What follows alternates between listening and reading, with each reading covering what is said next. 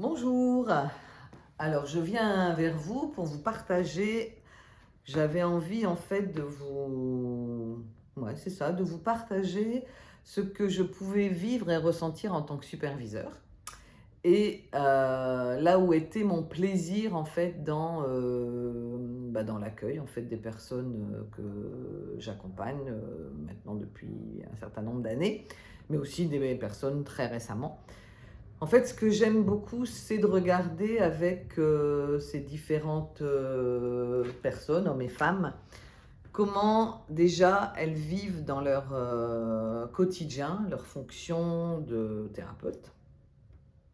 Donc ça peut être gestalt thérapeute, ça peut être en analyse transactionnelle, ça peut être hypnothérapeute, ça peut être sophrologue. Euh, voilà, tous ces différents métiers. Euh, donc, comment elles vivent ce métier dans leur quotidien, comment ça s'introduit, si je puis dire, dans leur déroulé de semaine, comment dans leur métier elles peuvent ou ils peuvent, j'allais dire, être dans l'accueil de leurs clients et dans un déroulé dans les déroulés de séance, je vais dire ça comme ça. Comment aussi, dans leur quotidien, elles lisent, puisque je suis très attentive au fait que la lecture, c'est pas des livres, on va dire, décoratifs, hein, c'est des livres qui ont été lus, parce que ça me paraît vraiment fondamental.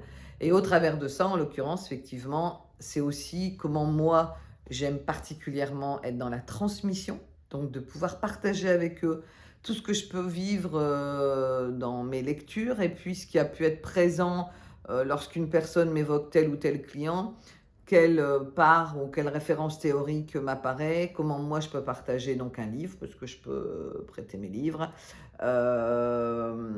et comment en fait tout ça, ça alimente en fait, ça fait un socle en nous pour tenir notre fonction de thérapeute. Ça pour moi c'est vraiment fondamental.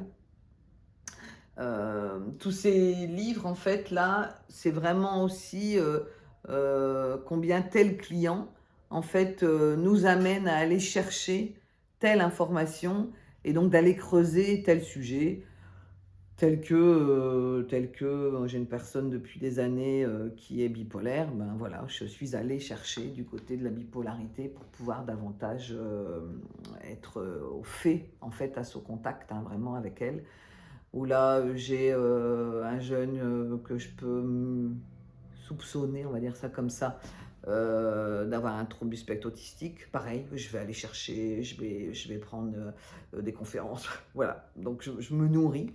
Et en tant que superviseur, c'est aussi ça. C'est aussi grâce, comme j'avais pu l'écrire à un moment donné, j'avais fait un post, c'est aussi grâce à mes supervisés que je peux moi-même aussi aller chercher telle et telle information, de me dire tiens là je dois creuser ça, je vois que je suis pas au fait, suffisamment au fait, et donc de pouvoir nous-mêmes tout le temps en fait se performer et de me dire que jusqu'à la fin de ma pratique en fait je ne cesserai de toujours aller, aller plus loin et approfondir. Et quand je dis ça en fait c'est vraiment comment je sens tout le vivant en fait dans notre métier de tous les jours, de par la relation humaine, hein, mais aussi comment je suis animée en fait en faisant ce métier que j'aime vraiment beaucoup. Alors ma fonction de thérapeute, ça va faire maintenant plus de 25 ans que je la pratique et, et donc je prends plus de nouvelles personnes en thérapie. Mais par contre, ma fonction de superviseur, où maintenant ça fait plus de 10 ans, eh bien, ouais, j'ai vraiment plaisir à développer, ouais, à développer cette pratique. Donc là, en l'occurrence, eh bien, je crée un groupe à partir de janvier sur Paris, un vendredi par mois avec 7 personnes. Il reste de la place, hein, où je vais aussi aborder d'autres axes sur la supervision et je vous en ferai part la semaine prochaine. Voilà, si vous avez aimé, je vous invite à liker. Si vous avez des commentaires ou des questions, pareil, je vous invite vraiment à ne pas hésiter, ce sera un plaisir d'y répondre. Je vous dis à bientôt, à la semaine prochaine. Au revoir.